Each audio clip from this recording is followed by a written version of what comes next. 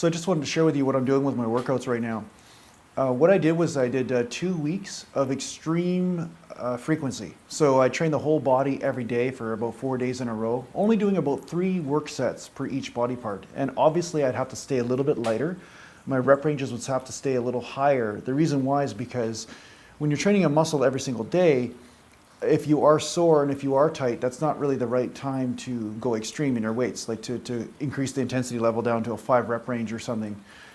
Sometimes I have done this being sore and felt great, but you have to kind of go with what you feel in your body, and you know, sometimes if you've received small little tweaks and injuries before, you can kind of get an idea of what feels right and what feels wrong. So what I did was extreme frequency for about 2 weeks. 2.5 weeks, and now I've went back to a 2-day split where I train chest, back, biceps in one day, and shoulders, triceps, and legs the other day, and I'll throw some calves in one of those days as well.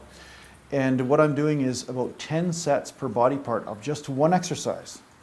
And the rep ranges will change, but most of the time my rep ranges start off at around 8 to 12, and then they start to, you know, dip as your muscle starts to fatigue throughout the whole workout. So it's actually really working well. I'm really enjoying it, and I noticed that there's more of a pump because it's a shock to the system. So I really have to talk to you a little bit about this. You know, it's really important for you to shock your system here and there.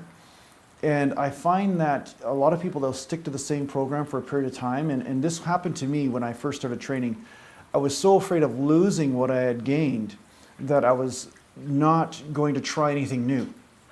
I decided, okay, I don't want to try a new technique over here because what if, you know, I lose my gains? And the truth is you won't lose your gains as long as you're still training.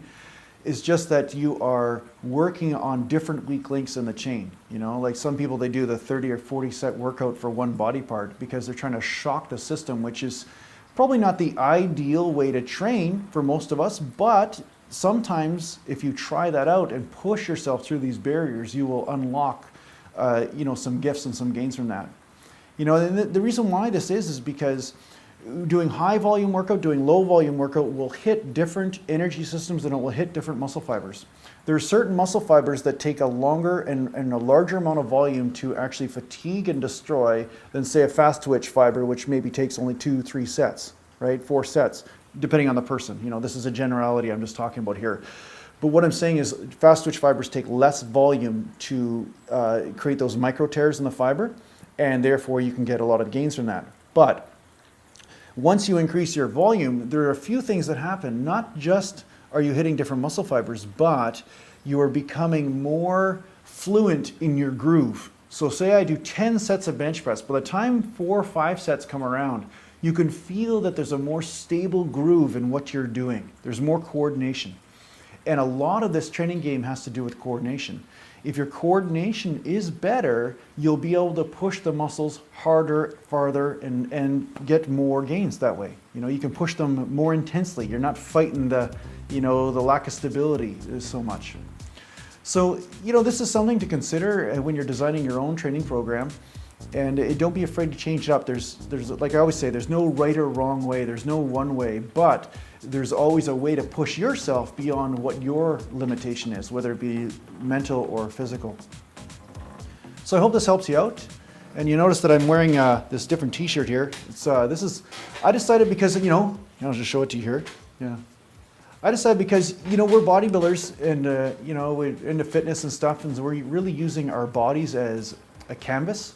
You know, our bodies are really our art. You know, a lot of us are more artistic than we care to admit. So the fact that we're artistic, I thought, you know, I could make some t-shirts with a logo on it or something, but, you know, everybody's doing that, and it's not necessarily the type of art that I'd want to have on a t-shirt. So my wife, she makes this really neat spiritual art. You know, it's a real neat healing sort of thing.